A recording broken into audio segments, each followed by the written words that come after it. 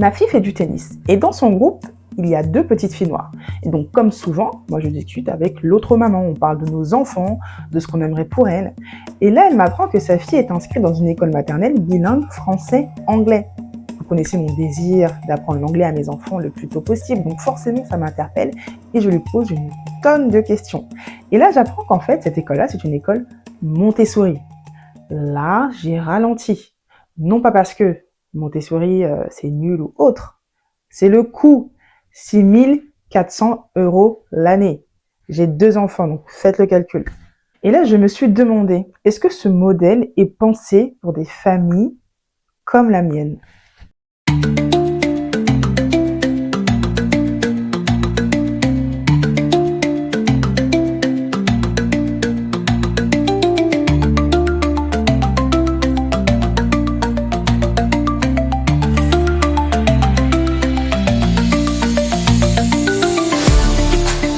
Ce que je viens de te raconter, c'est une petite anecdote, mais qui m'a renvoyé à une question que beaucoup de parents afro se posent. Est-ce que ne pas pouvoir payer certains modèles éducatifs veut dire qu'on fait moins bien pour nos enfants ?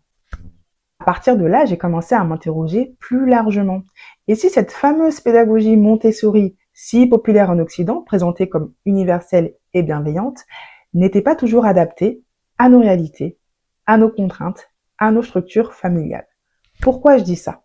Parce que nos conditions de vie, nos héritages, nos priorités éducatives ne sont pas toujours celles des familles pour qui ces modèles ont été pensés. Alors la vraie question, c'est celle-ci. Est-ce qu'on doit continuer à copier-coller des modèles éducatifs ou est-ce qu'on doit apprendre à construire les nôtres à partir de qui nous sommes ? C'est de ça qu'on va parler aujourd'hui. D'abord, remettons les choses au clair. C'est quoi Montessori ? Montessori, c'est une pédagogie qui met l'enfant au centre et qui va avoir une prise en charge extrêmement ajustée à la spécificité de votre enfant.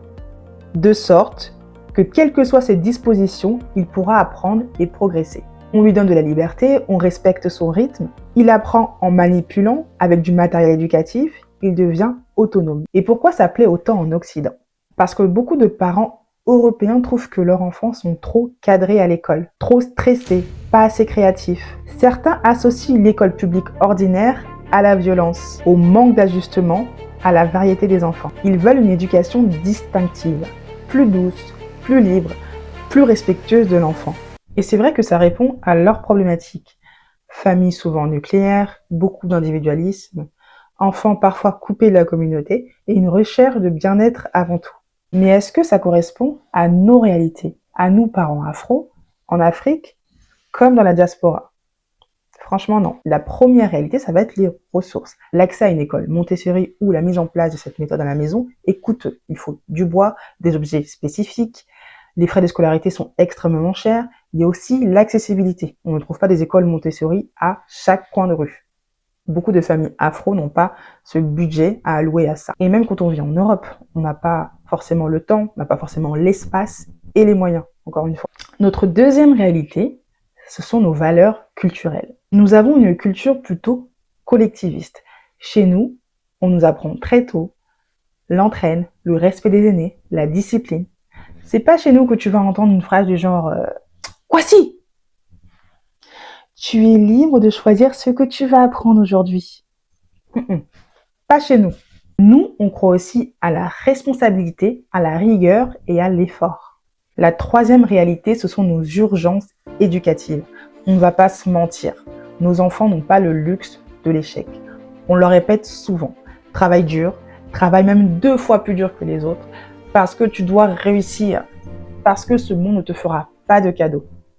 Et c'est vrai, la réussite scolaire reste une sécurité, un passeport pour l'avenir, même si on sait évidemment que ce n'est pas la seule voie de réussite. Bref, dans tous les cas, on ne se permet pas de jouer avec. La quatrième réalité, c'est l'identité.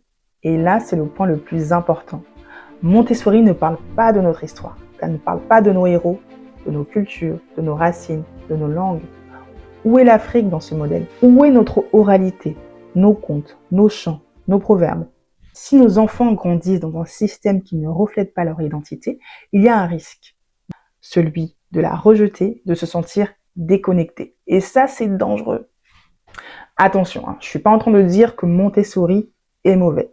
Il y a des choses qu'on peut garder. Par exemple, l'autonomie de l'enfant. Plus nous amènerons nos enfants à être autonomes, plus ils gagneront confiance en eux. Mais en réalité, même cette notion-là, on le fait déjà en Afrique, je dirais, de façon non intentionnelle, en réalité, parce que nos enfants en Afrique, ils savent très tôt faire beaucoup de choses. La curiosité. Nos enfants sont naturellement curieux. Il faut alimenter cette curiosité. Il faut vraiment répondre à tous ces questionnements qu'ils ont. Et ça, je sais qu'on a un peu du mal, ça, en Afrique, avec ça. Quand l'enfant il commence à poser trop de questions, on l'envoie rapidement balader. Ça, c'est une notion de Montessori qu'on doit prendre et qu'on doit garder. La bienveillance. Ça aussi, c'est une notion très importante qu'on doit prendre et qu'on doit garder. Donc tout ça, ce sont des bonnes choses. Mais copier-coller un modèle occidental sans l'adapter à nos réalités, c'est une erreur.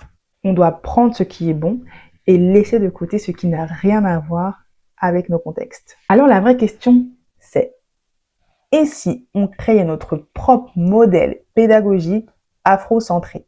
Un modèle qui parle à nos enfants, qui reflète nos valeurs et qui prépare notre avenir. Une pédagogie qui intègre nos forces, donc l'oralité, la transmission des savoirs, la créativité, la débrouillardise, nos valeurs, le respect, la communauté, la spiritualité, notre vision, qui est donc de former des enfants qui connaissent leurs racines, qui sont fiers de leur identité et capables de briller partout dans le monde. Concrètement, ça peut vouloir dire quoi? J'ai des petites idées comme ça. Par exemple, vous pourrez utiliser les contes africains pour développer l'imagination, faire participer les grands-parents parce qu'ils ont toujours eu un rôle central dans nos cultures, intégrer nos langues locales dans l'éducation dès le plus jeune âge, ou encore enseigner la discipline et la responsabilité, mais de manière bienveillante. Bref, construire un modèle qui ne soit pas une copie, mais une création à nous. Donc voilà, Montessori c'est bien, mais ce n'est pas nous. Nous n'avons pas besoin d'un modèle importé. Nous avons besoin de construire ensemble une pédagogie afrocentrée, adaptée à nos réalités, à nos valeurs et à nos rêves. Parce qu'ici, tu le sais déjà, on n'éduque pas juste pour éduquer, on éduque pour bâtir la communauté de demain. Alors dis-moi, est-ce que toi aussi tu penses qu'on a besoin de notre propre modèle éducatif? Dis-le moi en commentaire, partage cette vidéo à un autre parent afro et abonne-toi pour rejoindre la communauté.